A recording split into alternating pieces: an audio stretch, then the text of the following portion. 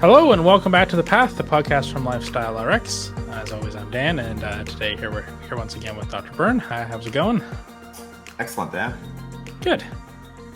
All right, so in today's episode, we're going to talk about exercise. So another one of the 4+2, one of the strategies that we go over in our diabetes program. So today we're going to talk all about exercise and specifically how to get started with exercise. So I guess if we want to just start off with maybe telling us a bit about why exercise is so important when we're talking about diabetes reversal specifically. Yeah, so exercise is, it's essential to what we're trying to do, and really, we start by looking at what the muscles do. And so one of the first things that we teach people is when you eat carbohydrate. So when you eat anything that carbohydrate breaks down to glucose, that glucose is generally, if your muscles are healthy, going to be stored there. So 80 to 90% of the glucose that you eat from carbohydrate will get stored in muscle. If it doesn't get stored in muscle, it actually goes back to the liver, gets turned into fat. And so right away, if we're not using our muscles, we're setting ourselves up for insulin resistance, because we're going to be turning a lot of carbohydrate into fat in the liver, and some of that fat may stay in the liver and actually cause the insulin resistance. So first, it plays this huge role, and it really is helpful from that standpoint of, if you're exercising a lot, your ability to enjoy some of the foods that you really like to enjoy increases. So it is that storehouse for carbs, or sometimes we call it the carbohydrate buffer, right? So it's there for you.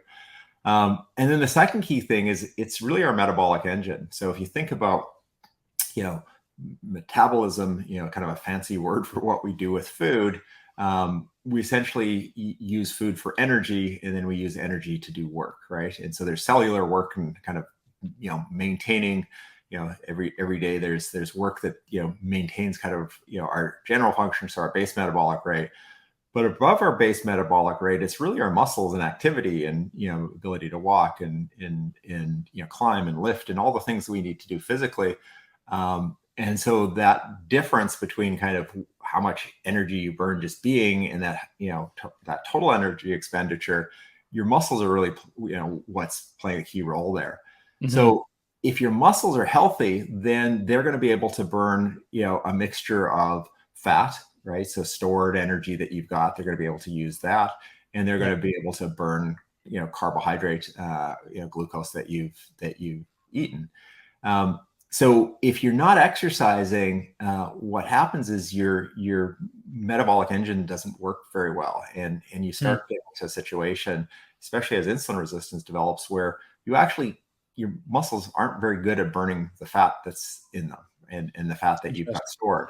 And so obviously for type 2 diabetes reversal, we're trying to get rid of fat in the liver specifically, but also fat in the muscle cells and fat in the pancreas, kind of fat in the places that shouldn't be. We're trying to get rid of that.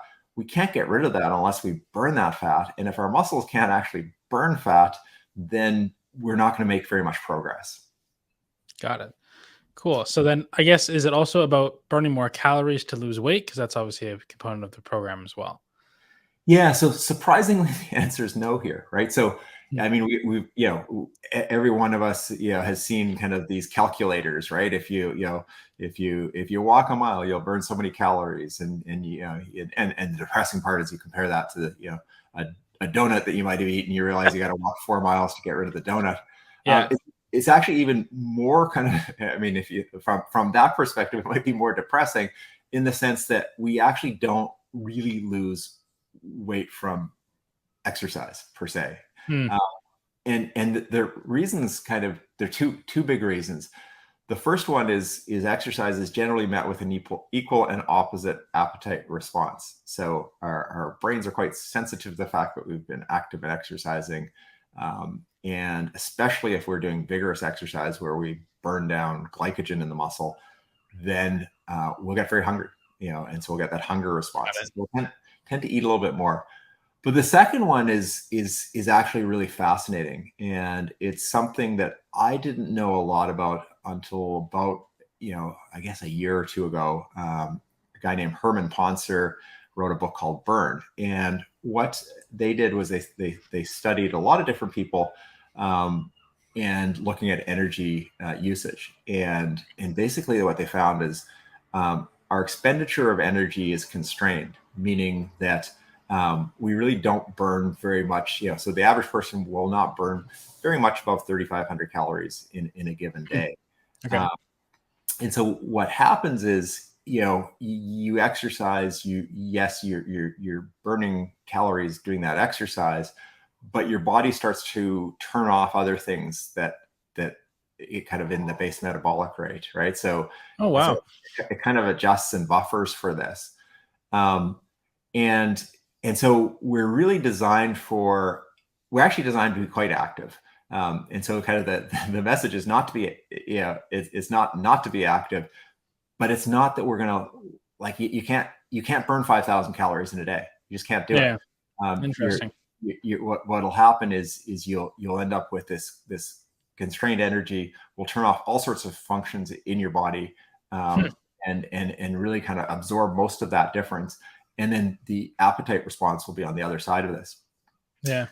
When we look at why this is, it's really kind of the way that evolution works, to kind of match, essentially evolution works to match organisms with their kind of default niche environment and circumstances.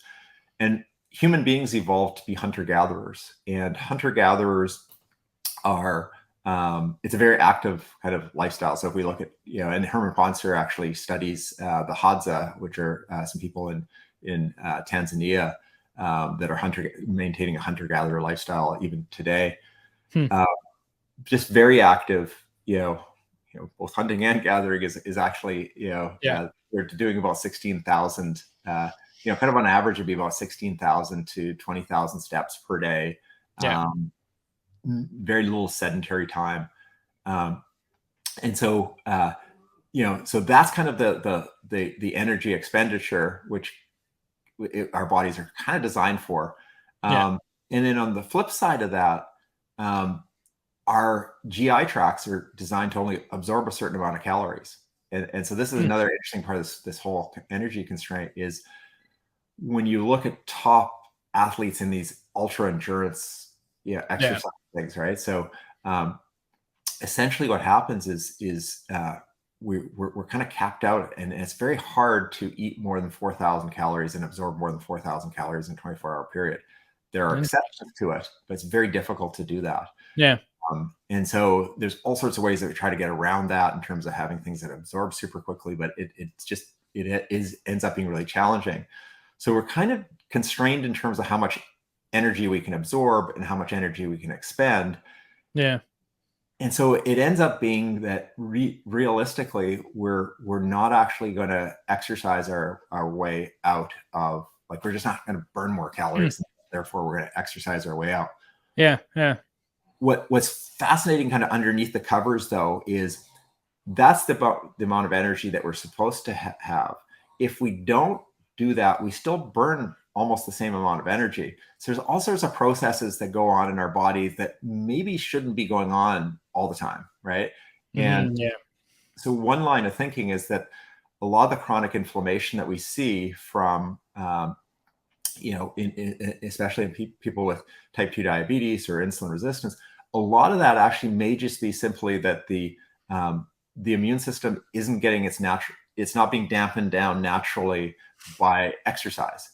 And when I see people and their inflammatory markers are high, one of the things I'm always saying is, look, exercise is the biggest anti-inflammatory mechanism.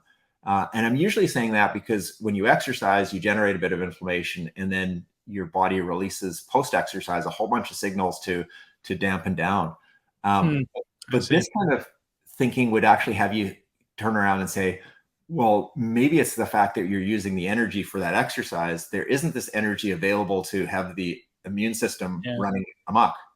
So it's kind of a fascinating thing, but bringing it back to the point, you really shouldn't think about exercise from quote unquote burning more calories.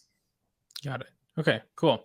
So if someone who hasn't been exercising at all, where do you start? What's the best way to actually get into it and get started? Yeah.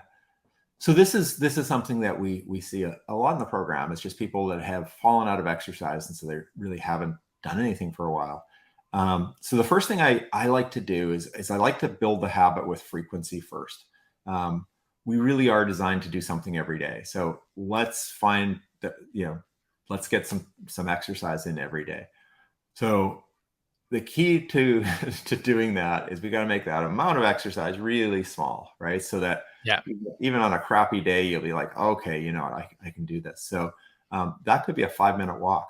And more often than not, we'll start with walking just because it's kind of the human default activity. Again, back to our Yeah. evolutionary selves, we are, humans are amazing walkers, right? Like, Yeah. there's a researcher at Harvard, Lieberman, who has this whole kind of line of thinking that humans evolved to walk. Hmm. We can outwalk pretty much any other animal. And so from a Wow. hunting perspective, it's Yeah. incredibly useful. We can walk for days. And Yeah. so um, so I usually start with walking. Now, of course, people sometimes have arthritis or other things that push them onto non-weight bearing things like Yeah. cycling, swimming, but something aerobic. And the key is easy and start with just a little bit, but Yeah. try to do something every day.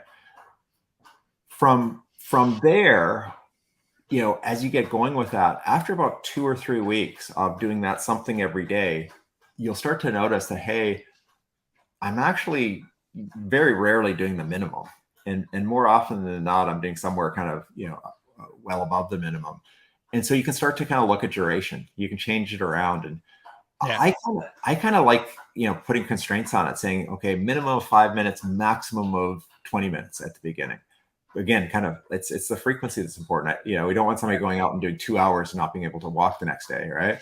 Yeah. Uh, And you can't do it every day if you right. can't next day. Yeah.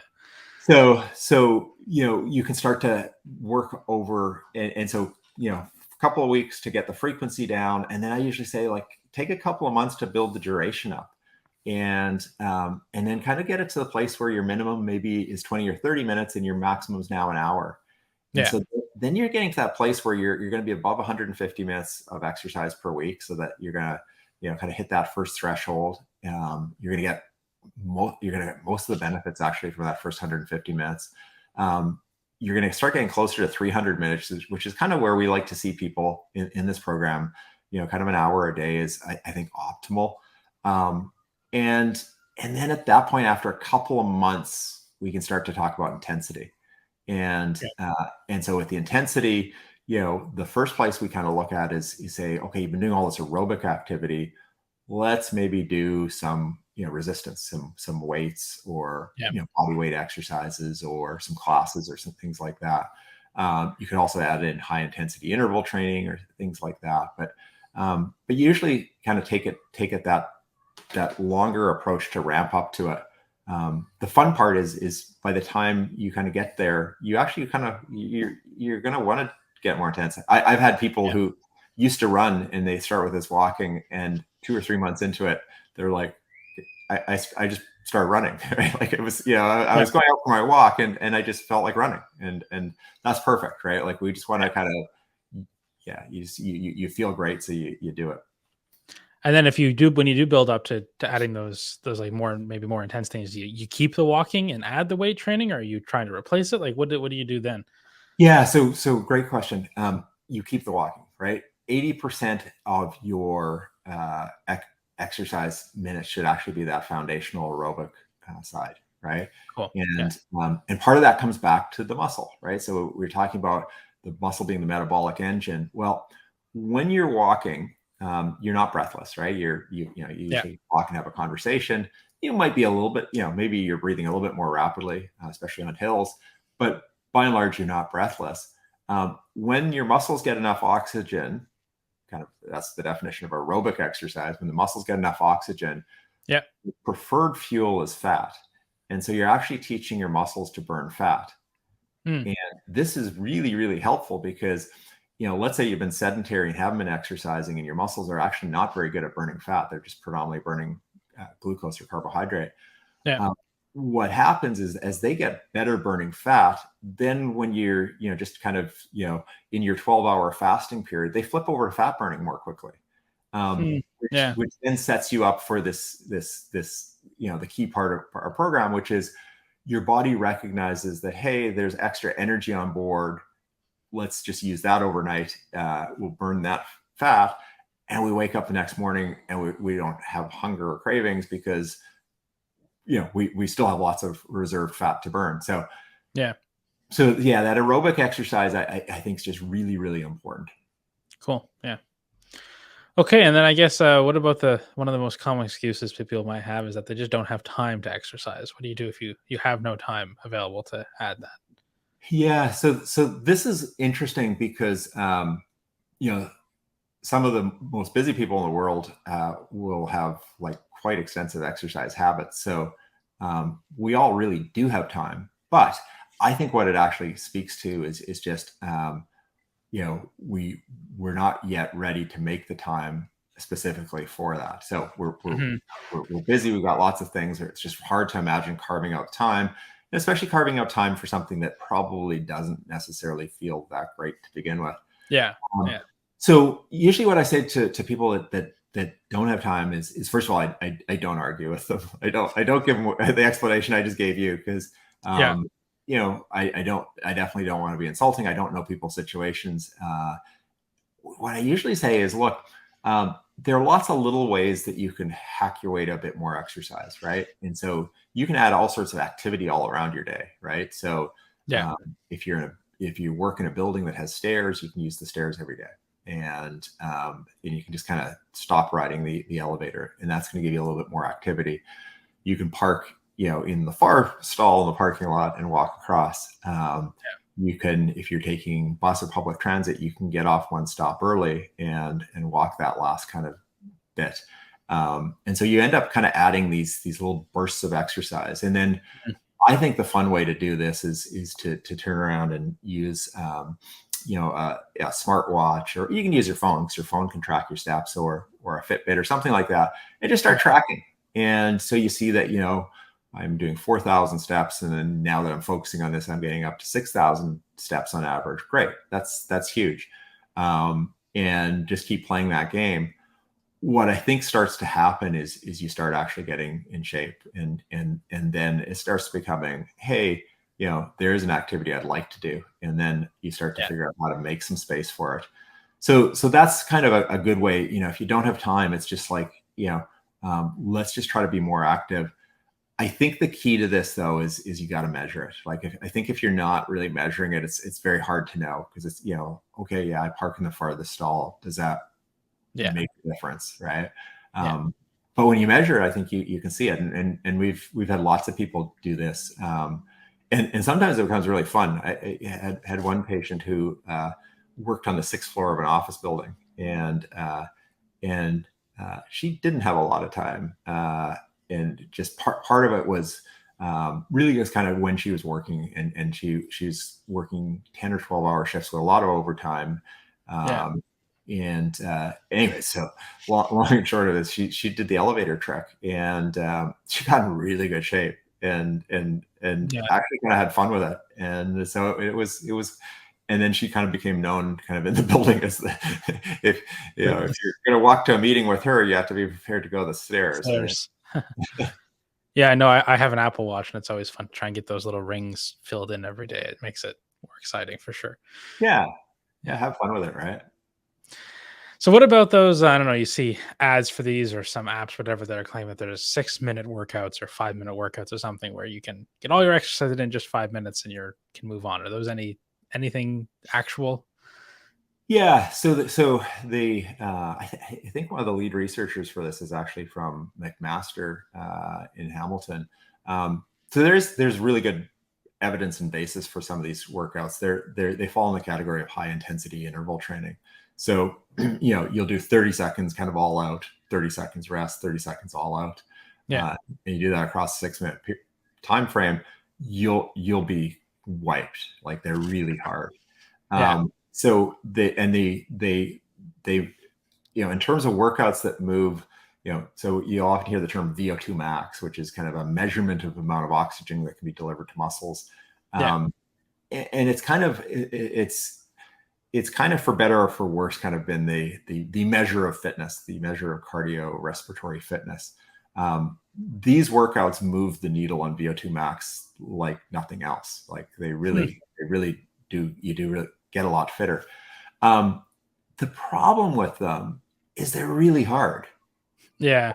You feel awful after these things, right? Yeah. It's 6 minutes of exercise and then an hour of feeling like crap afterwards, probably, right? Well, yeah, it's not even so much like afterwards you start to get these kind of wonderful internal chemicals. There's endorphins and endocannabinoids, so you actually might feel good. It's Okay, actually, fair enough. while you're doing it, they're so tremendously difficult, right? So the Yeah. last couple of minutes and then the first couple of minutes of recovery, like you're just wiped. Yeah. You kind of develop a bit of an aversion to it, right? Because it's like, okay, we're sitting here this morning, I've got my coffee here, like I don't want to go to like downstairs on my bike and get to the point where I'm going to throw up, like in Yeah. this. So I'm going to have a bit of and then if you're not in shape, to your point about feeling bad afterwards, it takes longer to recover because you're not in shape and they feel worse. So I tend to kind of look at these as like, you can sprinkle these on top when you've got that foundation, and foundation, like exercise shouldn't be hard. Most of your exercise shouldn't be hard. And you kind of sprinkle a little bit of hard stuff at the top. These are the sprinkles, right? So as far as I see it. And then the other thing, people get injured with some of this stuff, right? Depending on what they're doing, it just, their muscles aren't ready for it. So I usually say, like, look, unless you like it. I mean, there are some masochists amongst us who like this kind of stuff. But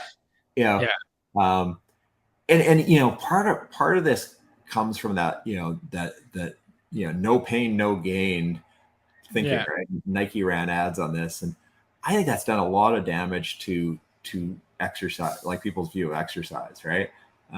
We push to pain, and then guess what? We don't really want to do that every day. And I think if we actually approach it the other way, where it's like, our aerobic exercise is always easy, and doesn't mean we don't get fit from it. We actually get really fit. But it's easy, and so it's not such a chore to get out and do it. And then we can add this on top when you're itching to do something more intense. Yeah. Okay. Yeah, that makes sense. And what about the timing of the time you're doing exercise? Is it better to do it in the morning, in the afternoon, in the evening? Like, is there a certain time of day that it's better, or is it anytime fine? So the first thing is anytime that you're willing to do exercise is the right time, right? So don't get so kind of optimized, don't become such an optimizer that you find excuses not to exercise, right? So that being said, there are two times that we kind of will highlight in the program. So the first, especially for diabetics, is after a meal, right? Because a big part of what happens when you eat, you're absorbing the carbohydrates are getting broken down to glucose. That glucose is coming into your bloodstream. There's not a lot of glucose in your bloodstream, only about 1 teaspoon of glucose at normal. And you're often eating carbs that have they've got more glucose in the food you've just eaten than is circulating in your blood. So insulin is the hormone that obviously maintains, gets that glucose into the cells and gets it out of the bloodstream and kind of maintains the normal blood sugars. But obviously in diabetes we've got this challenge because of insulin resistance. We no longer have enough insulin to kind of keep things fully under control.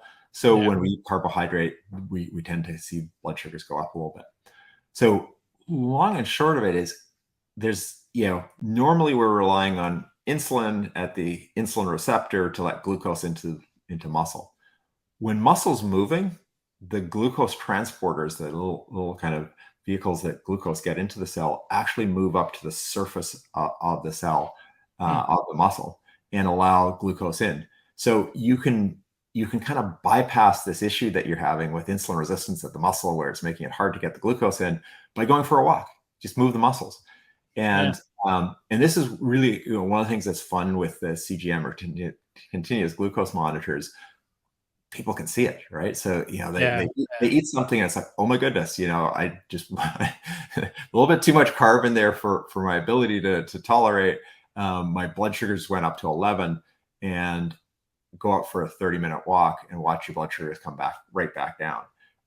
You can kind of get that glucose away. So after a meal is from a diabetic is a great time to go exercise. And I think it actually applies for everybody.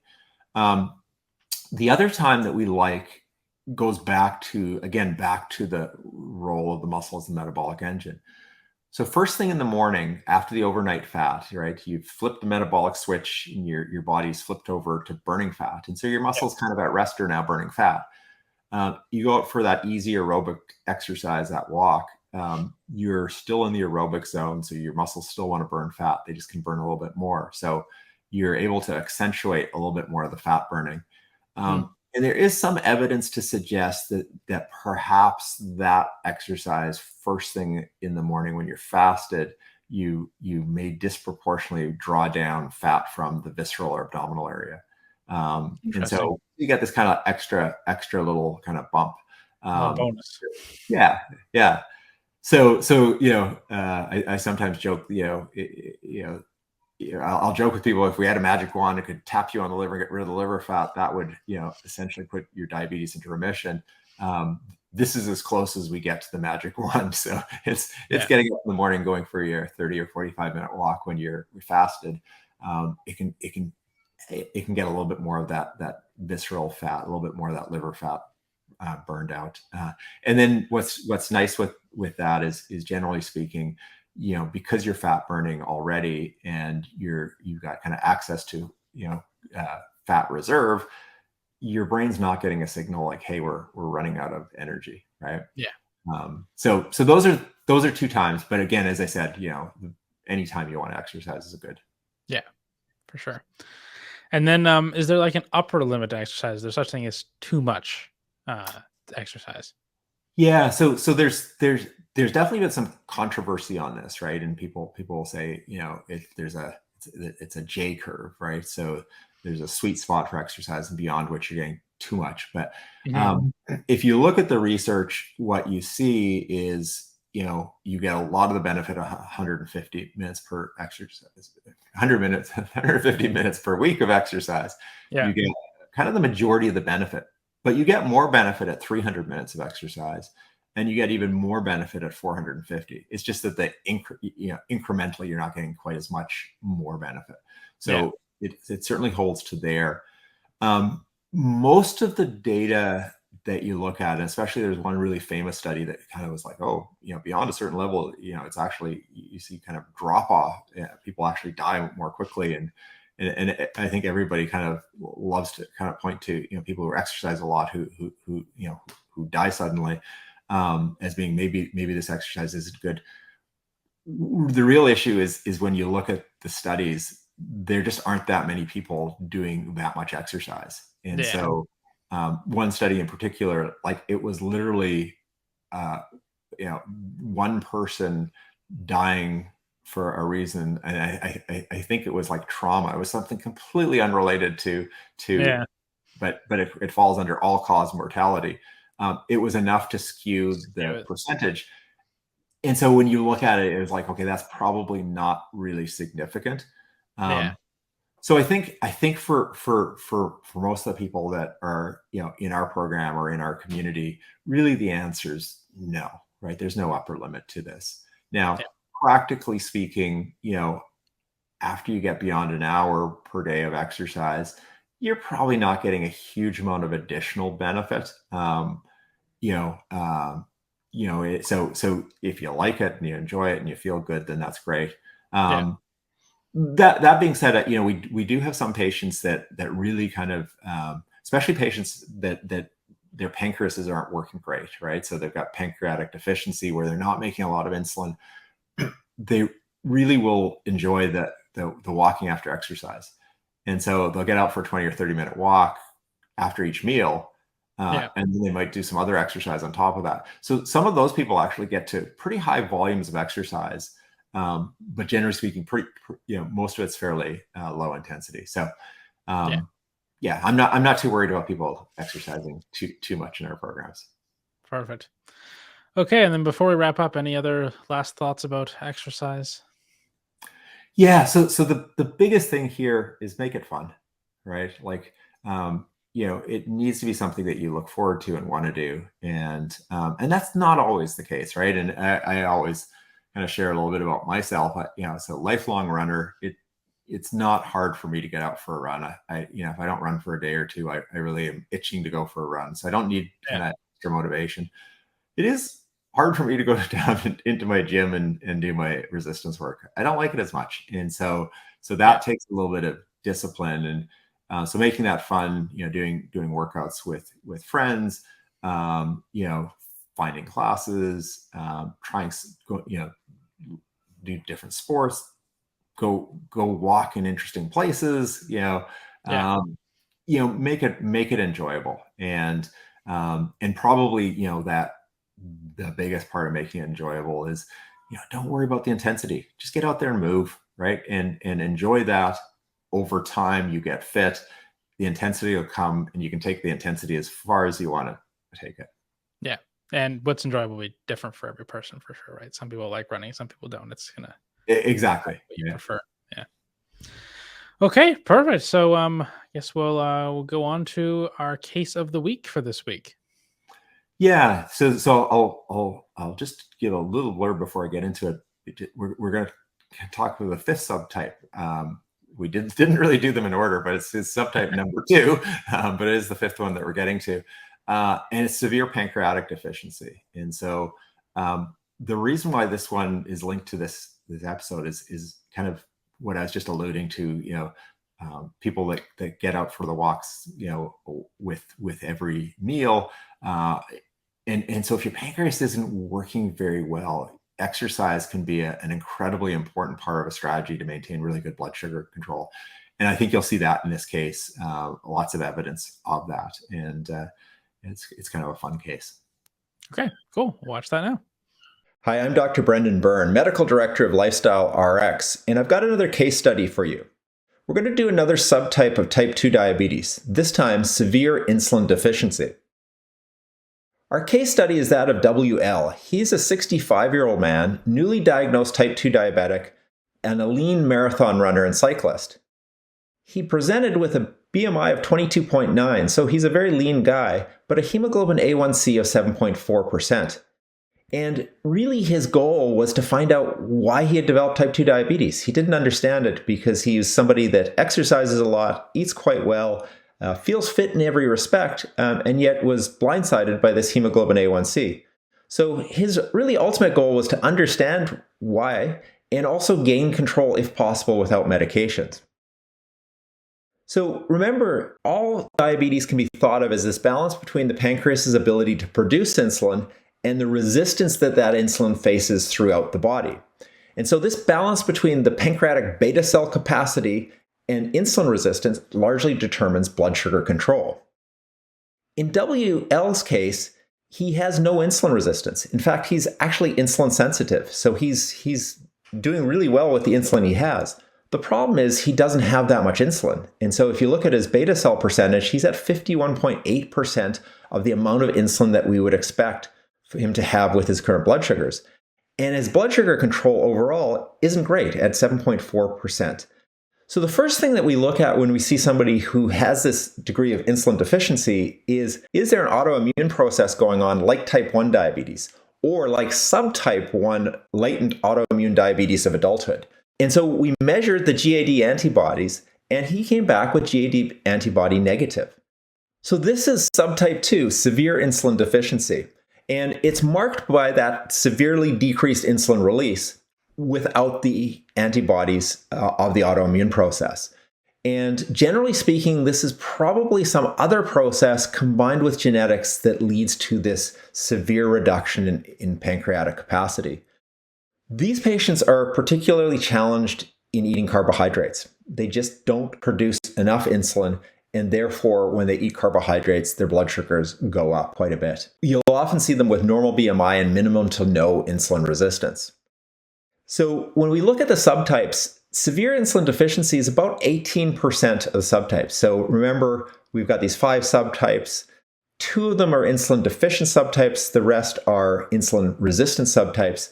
And this is kind of the largest category of insulin deficiency. Now, in our 4+2 program, we're constantly emphasizing this notion of insulin resistance driven by fat in the liver. But in these cases, we often see patients that really have minimal insulin resistance and likely little to none in terms of visceral fat or hepatic fat.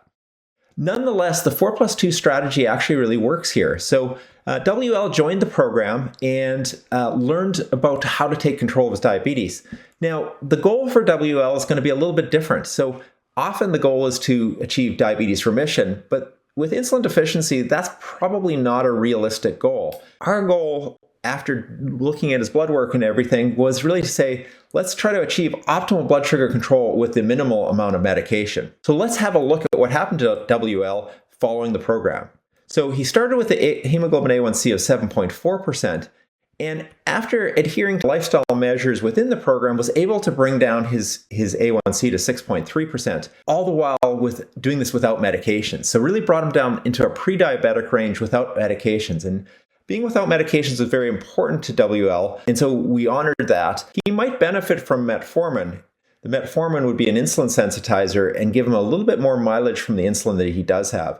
And that may be something that we discuss with him over time. But really what we saw here was WL's goals were largely achieved. He understood why he had developed type 2 diabetes, and he understood more importantly what he could do about it. So his goal was a little bit different than other people's in the program in the sense that he wasn't looking to reverse, and he wasn't looking to get rid of insulin resistance. He was really looking to manage his nutrition and exercise in such a way that he could maintain essentially normal or slightly elevated blood sugars. So WL is well on his way to achieving optimal blood sugar control with, in his case, no medication. So conclusions, with severe insulin deficiency diabetes, remission is likely not a realistic goal. Weight loss is not a goal unless there's significant insulin resistance component, and special attention has to be paid to the yellow light carbs. Exercise is extremely helpful here, and WL's background as a marathoner and cyclist certainly helped him to turn the corner on his diabetes very quickly. Okay, awesome. Well, that's the case for this week. And of course, if you're listening to the audio version, you want to watch the video, we usually put a link to that case down below. So you can just go grab that if you want to see the graphics and stuff as well. Okay, and then on to the question for this week. This one is was on the episode from last week about supplements. So this person asks, there seems to be different types of berberine, i.e. complex, HCl, 97%, etc. Is there one specific one you should be taking, or what is the recommendation? So I don't have a recommendation here. So, and this is one of the challenges with supplements, right? Mm-hmm. They're not standardized. Yeah. And so generally speaking, what I encourage people to do is find a good brand. So how do you find a good brand? Honestly, it's really buying them from a place that you trust and talking to the people and asking them, what's the difference between this brand and that brand? By and large, I don't think there's going to be a significant or huge difference in terms of berberine on this. There's nothing that I've seen there, so I'm not aware of anything. But it really does it is one of the challenges with procuring supplements. It's like, do you know what you're getting? You kind of end up falling into having to trust brands. There are a number of organizations, and you can see kind of labels that will say that they've been validated by some external organization. Again, probably it really helps to find a where you're buying it from. Ask them how they vet their supplements and kind of where it comes from. Generally speaking, with berberine, it's not such a common supplement that usually you're finding it at a place that it does take, they take time and effort to procure and get good suppliers. All right. Perfect. And of course, if you have any questions you want us to answer on the podcast, leave them in the comments on the community post or on YouTube, Facebook, wherever you're watching this. And we make note of them all, and we'll get to them all as we go. All right, and then to wrap up, what's your thought of the week? Yes. So my thought of the week is to, it's challenging the no pain, no gain, and with something pithy. So consistency beats intensity, and it is something that I really encourage people. Just focus on consistency. Don't worry about the intensity. Awesome, for sure. Okay, well, thank you so much for listening once again this week to The Path. We're glad to have you here. If you know of anyone that would benefit from listening to the podcast, please share it with them. Send them the link. And if you'd like to join the Lifestyle RX program, it's available in Alberta, BC, and Ontario currently. It's covered by your provincial health insurance, and you can find out more at lifestylерx.io. All right, thank you so much for listening, and we'll see you again next week. Bye-bye. Thanks, Dan.